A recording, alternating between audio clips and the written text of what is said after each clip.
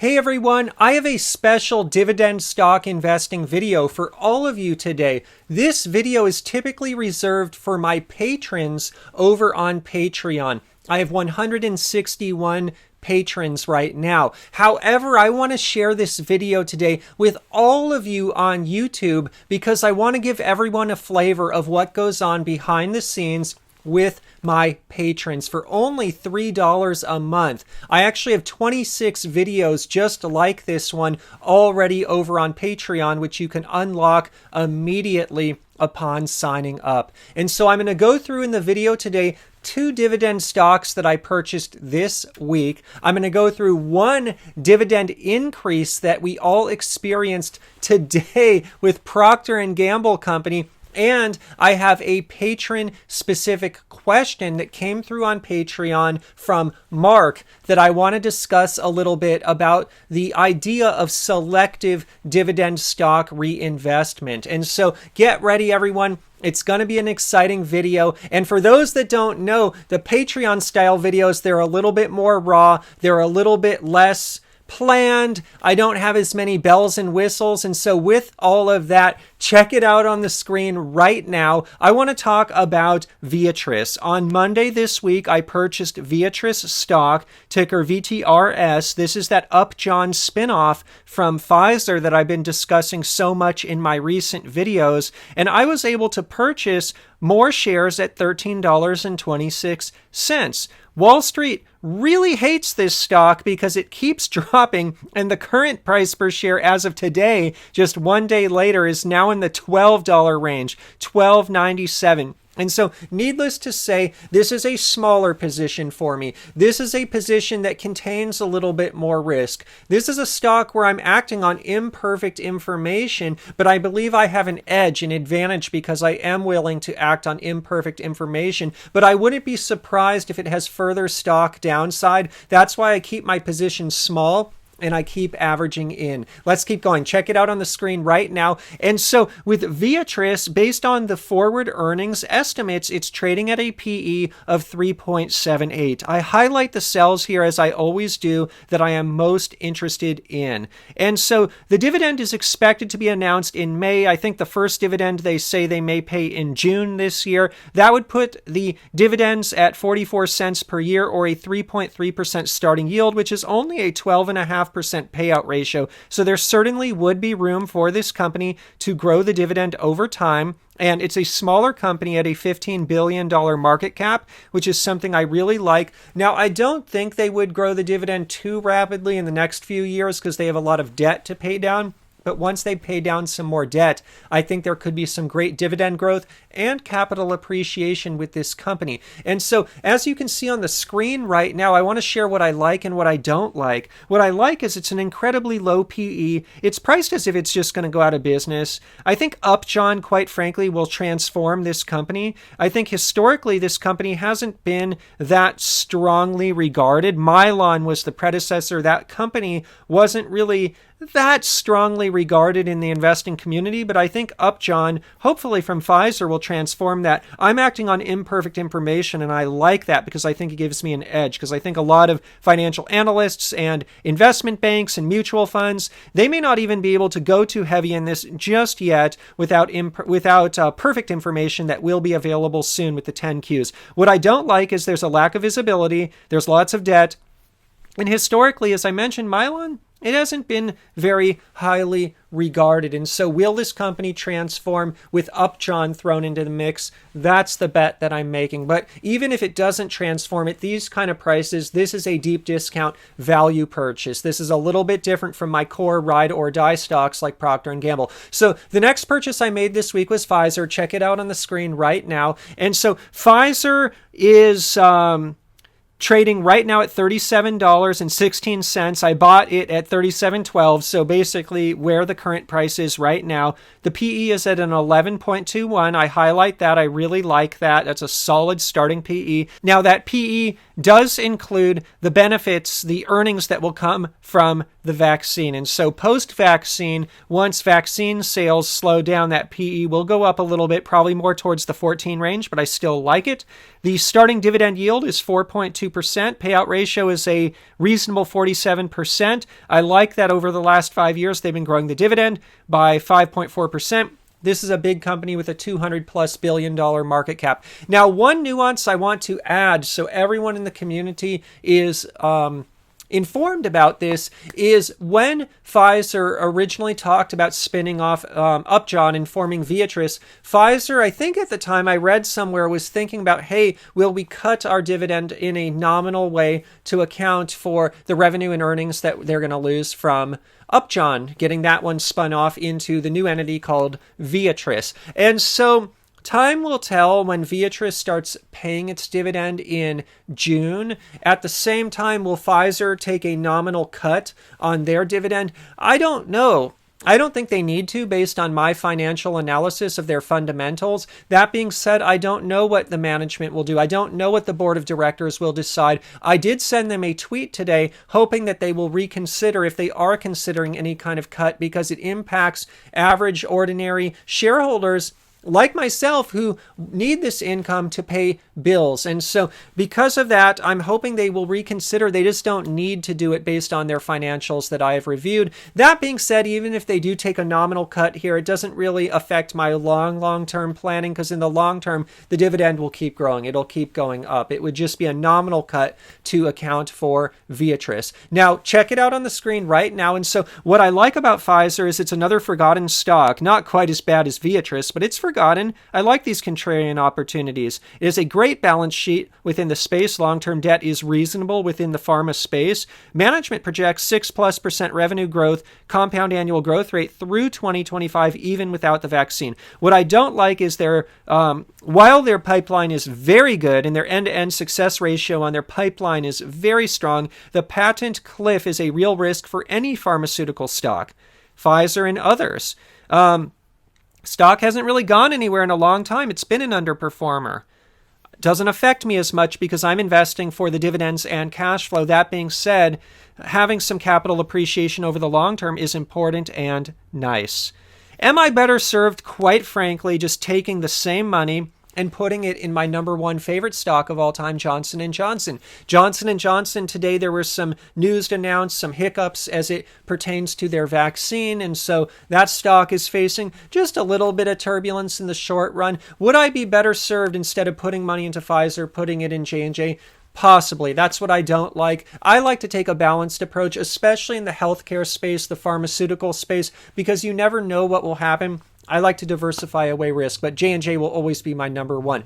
With that, I want to go into segment 2 today of today's Patreon exclusive video that I am sharing with everyone out there. Please, by the way, go ahead and smash the like button if you enjoy the video today. And also, don't forget to subscribe and click the notification bell because I have so much more amazing content on the way. And if you enjoy the video today, you would like more content like this, you would like to experience more, it's only $3 a month to sign up for my Patreon, and I have so many videos like this, 26 and counting, and I have bonus analysis, and I give priority to conversations and questions and messages that I receive over there as well. And so I believe it's a fabulous value, and it helps me invest in my YouTube channel as well, and everything I'm doing here on the internet with the PPCE and dividend investing for everyone project. I love you all, and I really appreciate the support. So with all of that, I want to go into Procter & Gamble. And so I'm going to tell you a fun story. I have the Cascade here. Out of all of their products, this one honestly is probably my favorite because we have 2 young kids. We go through so many dishes. I'm washing dishes a few times per day, doing a few loads of the dishwasher per day. It's a lot cheaper than eating out or getting takeout. So we are blessed. I'm blessed that my wife cooks at home and that we have healthy meals and that we're saving money on food, but it sure creates a lot of dishes. And so Cascade is always there for me. I love this product from Procter & Gamble, and it seems like we always run out of it. That's why we buy it in bulk now and have a few extras, because it's the worst thing if I run out of that. Anyway, they announced a 10% dividend increase today. So check it out on the screen right now. I'm going to go through this case really quickly. And what's so exciting is I bought my first tranche of Procter & Gamble at $60.93 back in 2011. And this is just proof that the long-term buy and hold strategy works. It's at $135.11 now, so I'm up 121% on that initial tranche. That gives me a capital appreciation compound annual growth rate of 8.3%. So on average, 8.3% capital appreciation per year over those last 10 years. And this one's expensive now. I'm not buying net new shares, but I am reinvesting. I will get into Mark's question in a minute, because he was asking about dividend reinvestment. When it's a core ride or die stock like Procter & Gamble, I will always reinvest, even if the PE ratios are high, like Procter & Gamble is experiencing right now in the 23s and 22 for next year, 2022. One other metrics I include in here, which is kind of cool, is the PE ratio on cost. If I take the first tranche purchase price of $60.93 and I divide by those earnings estimates, my PE ratio on cost is at a 10.7 this year, 10.09 next year. And what's so exciting about that is it also helps put into perspective what I just shared with Viatris and Pfizer. I had to be in Procter & Gamble for 10 years to get what I can get on Pfizer, and Viatris is even lower from the get-go. Now, obviously, it's impossible to compare a pharmaceutical industry to household goods, but it just gives some perspective that in these really core sleep well at night stocks like Procter & Gamble, it works, but it can take some time. And that's what I've accomplished so far in the first 10 years. Let's keep going. Check it out on the screen right now. And dividends are now at 86.98 cents per quarter, or 3.4792 per year, and that gives a starting yield of 2.58%. Really low starting yield. It's not a value now, but my yield on cost for that first tranche is a 5.71%. And again, it shows long-term dividend growth investing. It works. This doesn't even count reinvested dividends, which fuels the snowball effect even more. With a payout ratio of 61.1%, I'm not so sure how many more 10% dividend increases we'll see in coming years because the payout ratio is getting up there. That said, if they can grow the company a little quicker in the forthcoming years, I hope they're able to do that. I love these more aggressive dividend increases. And the 5-year compound annual growth rate on the dividend is 5.4%. So what I like is the most recent increase. It's a little bit more than what we've been seeing. Now, what I like is this is a core ride or die position I can always count on. I like the recent dividend increase. It's higher than the trend. What I don't like is, could store brands cannibalize their business? These white label brands, these store brands, for example. And quite frankly, this is a slower growth company. Even after 10 years, my simple yield on cost, it's only 5.71%. And so there is a price that the investor pays for sleeping well at night. I'm willing to pay it, but I also take a lot of pride and comfort that I have a diversified portfolio that have different stocks that play different roles. Procter & Gamble, sleep well at night core ride or die stock. Something like a Viatris, deep value discount turnaround play. Pfizer, predictable higher yield value stock. And so I have different types of stocks that blended together provide a really special result in terms of an overall approach. And so with that, I want to head into the third topic in the video today, and this is Mark's question, one of my patrons. One of the things I do on Patreon is I attempt to go through the questions, the thoughts from the patrons here on YouTube and also on Patreon as well. And so something to keep in mind if you are thinking about signing up for Patreon and joining the 160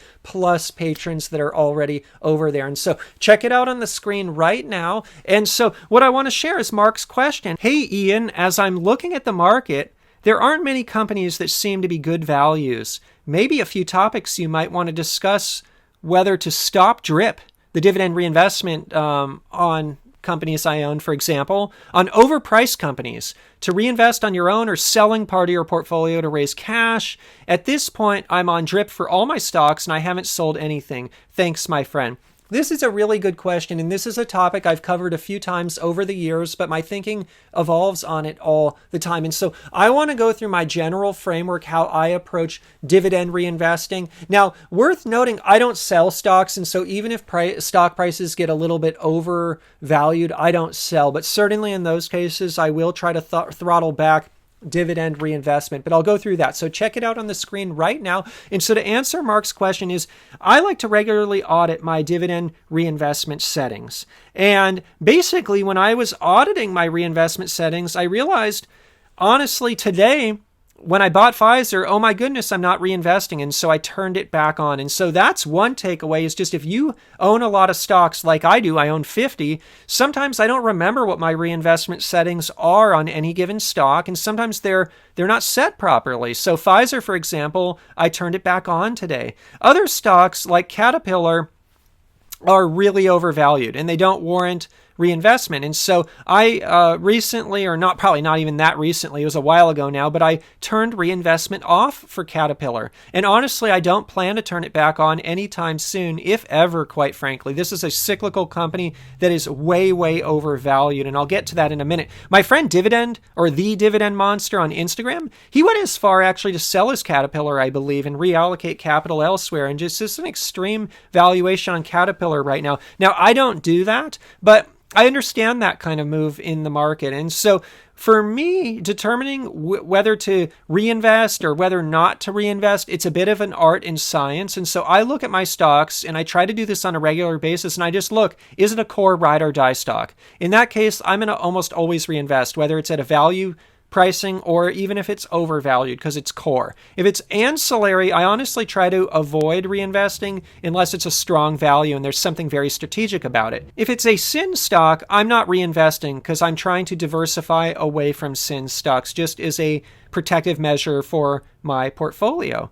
If it's a high growth stock, I'm reinvesting because that's a focus of mine right now. If it's super overvalued, it's not core, I will stop reinvestment. So this is some of the logic that goes through my mind on a day-to-day basis, on a week-to-week, month-to-month basis when I audit my reinvestment settings. And it's important for me to tweak these settings from time to time. And so what I want to do first is I want to go into Caterpillar, then I want to talk about some of the specific stocks I own that I've chosen not to reinvest. So check it out on the screen right now. And so what you see right now is a quick Caterpillar stock update. My tranche 1 price per share was $86. It's now at $229. A lot of that, I believe, is the Cathie Wood effect. I think this is a stock that she likes and ARK Invest likes, and so it's pushed the stock price up. I'm up 166% since 2013. And so my capital appreciation compound annual growth rate over those 8 years or so is about 13% per year on average. And so on a forward basis, 2021, it's trading at a PE of 27. That's really high for a cyclical company.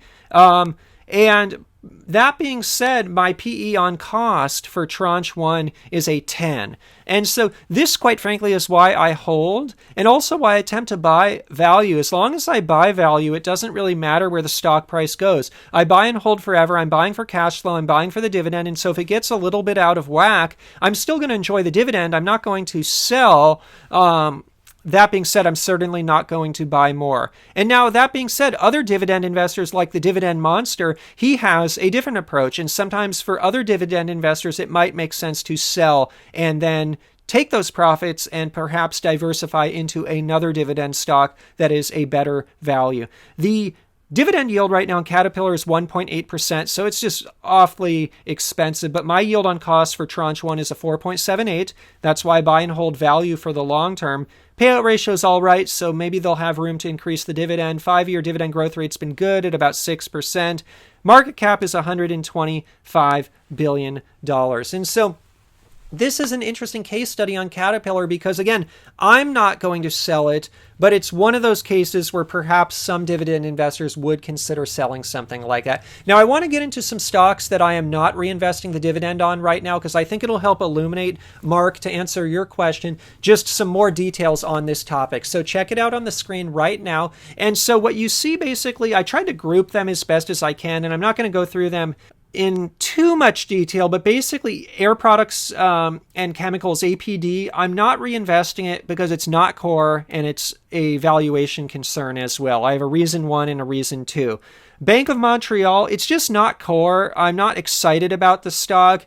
It's not, I would say, a bad value, but there's some art and science to it. Air Products and Chemicals, there's a lot of science. It's expensive. Bank of Montreal, it's more art. I just don't want more of it. I'm not that excited about it. So it's art and science. Bank of Hawaii, It's not core. I don't want to reinvest in it. I'm not. Caterpillar, it's not core. And again, second reason is valuation. It's really, really expensive. Danone, it's a little bit more logistical in nature. I'm not reinvesting because the dividend is not paid on a regular schedule. It's just once per year. And so for me, just with that lump sum dividend once per year, if I'm going to buy more Danone, I'd rather just kind of cherry pick the best possible value than hope that when the dividend's reinvested, it's on a deep discount day. And so that one's a little bit more logistical. Cedar Fair, they're not paying a dividend right now, and it's not core. Even if they reinstate the distribution, I'm not going to reinvest in. I'd say Cedar Fair, quite frankly, is logistical as well because it's an MLP and there's a lot of tax accounting and paperwork associated with the MLP. I'd rather not reinvest. I'd rather have just really clean tranches that I do once in a while. And so that's logistical in nature as well. So sometimes the decision not to reinvest, it's actually logistical. Hasbro, it's not core. Hawaiian Electric, not only is it not core, but I have so much exposure to this stock. It is such a big position for me that I really don't need to add more to it. Leggett & Platt, not only is it not core, I'm not as confident in their business model in the long run as I used to be, having so much exposure to office furniture, hotel furniture, bed springs, these types of things. I'm not so sure what's going to be the future of the office place, what's going to be the future of travel, and so I'm a little bit more cautious with Leggett & Platt these days. Norfolk Southern, it's not core, and also I have such a huge exposure and allocation to it, and quite frankly, it's one of those stocks where valuation has run a little bit high right now. Wells Fargo, it's a small dividend, and so it's not even much to reinvest. And I prefer just to pool and selectively reinvest elsewhere with something like this. It's ancillary stock. Walmart, not only not core, but it's a high valuation. So that gets you through a lot of the stocks I'm not reinvesting. Also, now you see a next bucket just of sin stocks. I'm not reinvesting sin stocks because I want to diversify away from sin stocks to mitigate risk. I have a lot of exposure to sin stocks. The only one I'm thinking about reinvesting is Universal because I'm on the fence about it. It's a good value and it's a farming company and I want more exposure to farmland, farming. And so I like Universal. That being said, I bought some Universal not so long ago. And so basically what I've come to terms here is I don't need to reinvest the dividends, but if I feel like buying more, I will. Same with the energy companies, the oil companies, BP, Chevron, Royal Dutch Shell. They're not core, and I want to keep energy exposure low. And so unless there's a deep value, I'm not really buying it. I don't want to reinvest dividends. And last but not least, I list Colgate on here. I actually couldn't come up with a good reason why I'm not reinvesting in Colgate, and so I turned it back on. This goes back to my point that I turned on dividend reinvestment today for two stocks, Pfizer and Colgate. And this was just a function of my process of going through which ones I'm reinvesting, which ones I'm not. Now, I have the added requirement that I'm using some of my dividends to pay bills, and I'm doing that to get myself in the mindset of being comfortable using money from dividends to pay bills. And so that's another consideration why I don't reinvest all of my dividends. And the ones that I'm not reinvesting, I'm actually using that income to pay bills, to get in that mindset, to get in that practice. And so, Mark, I hope that helps answer your question. Obviously, this is just from my personal situation. Every single dividend investor approaches the topic just a little bit differently. And so before I go today, if you liked the video today, if you like this kind of more freestyle content, it's a little more scattered where I talk about a variety of dividend investing topics, consider heading on over to Patreon, check it out. Join the 160 plus patrons that are already over there, and then you help support my efforts as well in content creation. And also, if you enjoyed the video today, please remember to smash the like button. It means the world to me. It helps my videos get out there on YouTube. And don't forget to subscribe with the notification bell as well. Before I leave today, in terms of full disclosure, I'm not going to go through all the stocks one by one, but I will list them in the description below. But I am long all of the stocks mentioned today. I own them all in my personal dividend stock portfolio. Also, in terms of a disclaimer, today's video is not investment advice. I'm not a licensed investment advisor. Today's video is just for fun and entertainment. If you're going to go out and invest in the stock market or anywhere else, please consult your licensed financial advisor first. Investing in the market carries great risk, and especially the market's really highly valued now. Anything could happen at any time. There could be a crash, for example. So please consult your licensed financial advisor first. When I go through scenarios in the video today, like the one with my personal dividend selective reinvestment, I'm just sharing my own journey for fun and entertainment. And again, Every investor is going to have a very different approach. All right, everyone, I love you all. I hope you enjoyed the sneak peek today into what happens behind the scenes on my Patreon. I love you all, and I will see you in the next dividend investing video.